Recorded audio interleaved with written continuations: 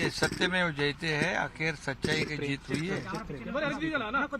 सच्चाई की जीत हुई है, लोकशाही की जीत हुई है और ये मेरिट पे रिजल्ट दिया हुआ है।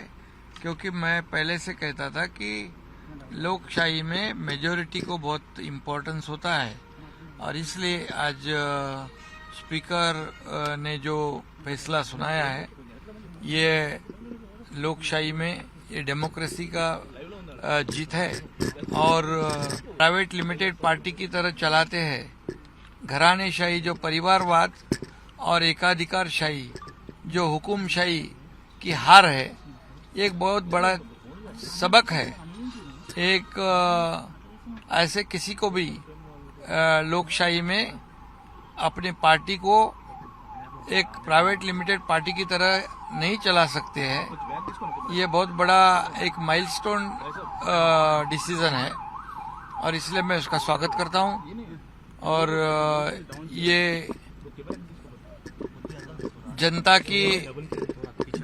के मन में था और हमारे सब कार्यकर्ताओं की ये जीत है। सर, डिस्क्वालिफिकेशन जो आपको किया है वो डिस्क्वालिफिकेशन उनका अधिकार नहीं था, उनका राइट नहीं था। ये स्पीकर ने ये भी बताया है कि उद्धव ठाकरे के पास वो अधिकार नहीं था और उनका डिस्क्वालिफिकेशन आपको करने की कोशिश करना ठीक नहीं था या आपको निकालना ठीक नहीं था सर। हाँ, तो ये उन्होंने जो गलत निर्णय लिया था और इसलिए इलेक्शन कमीशन ने हमें रियल पार्टी और जो सिंबल है वो हमें दिया था क्योंकि हमारे पास मेजॉरिटी था। अभी हमारे पास मेजॉरिटी है, असेंबली में भी है, पार्लियामेंट में भी है और इसलिए स्पीकर जी ने वो मेजॉरिटी के हिसाब से हमें रियल पार्टी बना दिया है। और इसलिए जो जिनके पास मेजॉरिटी नहीं है वो हमें निकाल नहीं सकते। मेजॉरिटी से हमको लीडर बनाया था तो मेजॉरिटी से ही निकालना चाहिए, लेकिन एक आदमी हमको नहीं निकाल सकता, ऐसा स्पीकर ने कहा है और ये लोकशाही की जीत है। सर, उन्होंने सुप्रीम कोर्ट को जाने की बात की है सर उद्धव ठाकरे। वो तो अभी डेमोक्रेसी में तो सबको कहीं पर भी जा सकते, कोर्ट में जा सकते, लेकिन इतना ही मैं कहूंगा कि जो हमेशा जब उनके सपोर्ट में जो डिसीजन होता है तब चुनाव आयोग हो या कोर्ट हो वो उनके लिए अच्छा होता है। अगर मेरिट में जब फैसला होता है तो उसके ऊपर आरोप लगाते हैं, जैसे आज भी आरोप लगाया उन्होंने, मैच फिक्सिंग का मैनेज हुआ है।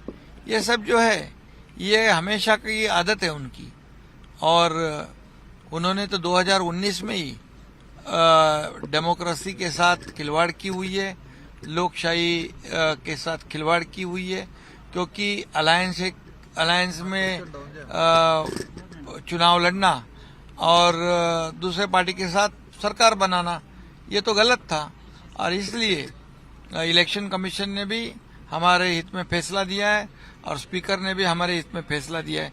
सिर्फ हमारा व्हिप भी जो है उसको भी वैलिड ठहराया है और हमारे पार्टी शिवसेना को भी वैलिड किया हमारे साथ में, हमारे फेवर में। बट बिल्कुल लेकिन जो हमारे भी भरत गोगावले इन्होंने जो डिस्क्वालिफिकेशन का पिटीशन किया था उसको उन्होंने डिसमिस किया है। इसके खिलाफ में हम थोड़ा हमारे ऊपर अन्याय हुआ है और इसलिए हमारी जो लीगल टीम है उससे बातचीत करके हम आगे का निर्णय लेंगे।